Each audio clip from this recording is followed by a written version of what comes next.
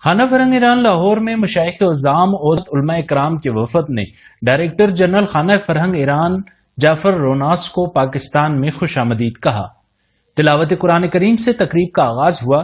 پیر اختر رسول قادری سجادہ نشین آستانہ عالیہ حق باہو والٹن لاہور نے تلاوت کی۔ اس کے بعد رضوان حسین نے نعت پیش کی۔ دربار حضرت میاں میر سرکار کے سجادہ نشین اور متولی پیر علی رضا شاہ گیلانی کا کہنا تھا کہ میں دربار عالیہ میاں میر سرکار کا خدمت گزار ہونے کے ناطے آغا جان کو دوستوں کے ساتھ پاکستان میں خوش آمدید کہتا ہوں۔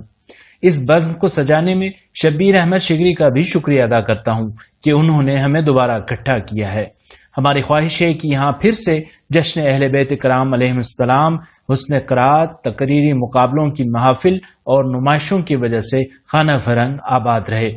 یہاں موجود مشائخ اپنی اپنی جگہ بہترین مقام رکھتے ہیں اور ان میں سے ہر نفر کے پیچھے ہزاروں عقیدت مند موجود ہیں۔ امجد حسین چشتی جنرل سیکرٹری جمعیت علماء پاکستان نیازی کا اس موقع پر کہنا تھا کہ ہم ڈائریکٹر جنرل خانہ فرہنگ ایران لاہور جعفر روناس کو پاکستان میں خوش آمدید کہتے ہیں۔ علماء اہل سنت کونسل کے نائب صدر محمد حسین گولوی نے کہا کہ یہاں پر مشائخ اعظام اور اتحاد بین المسلمین کے قائدین موجود ہیں۔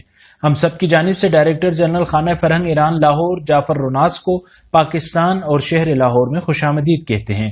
اس موقع پر محمد حسین گولوی نے پیر سید نصیر الدین نصیر کے فارسی زبان میں خوبصورت اشعار اور نعتیہ کلام بھی پڑھا اور ساتھ ہی پیر مہر علی شاہ کے بارے میں بھی بتایا کہ وہ صرف صوفی نہ تھے بلکہ مدبر اور عالم دین بھی تھے۔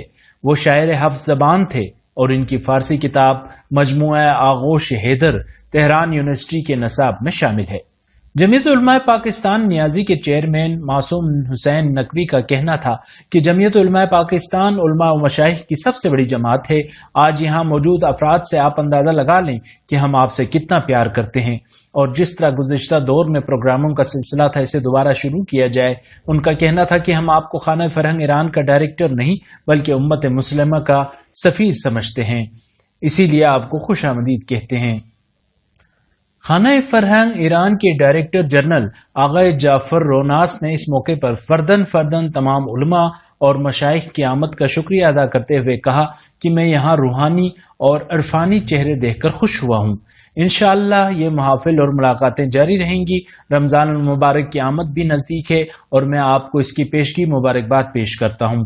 رمضان المبارک میں قرآنی محافل کے پروگرام بھی ہوں گے جن میں آپ شرکت بھی کریں۔ اس کے علاوہ جمعۃ الوداع یوم القدس مسلمانوں کا اہم دن ہے جسے ہم سب کو بھرپور انداز میں منانا چاہیے۔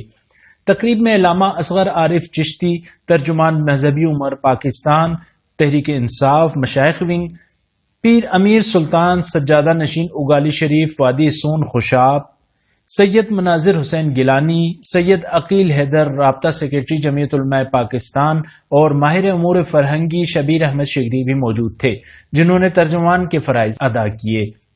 تقریب کے آخر میں دعائے خیر کی گئی اور وحدت و یکجہتی کا اظہار کیا گیا۔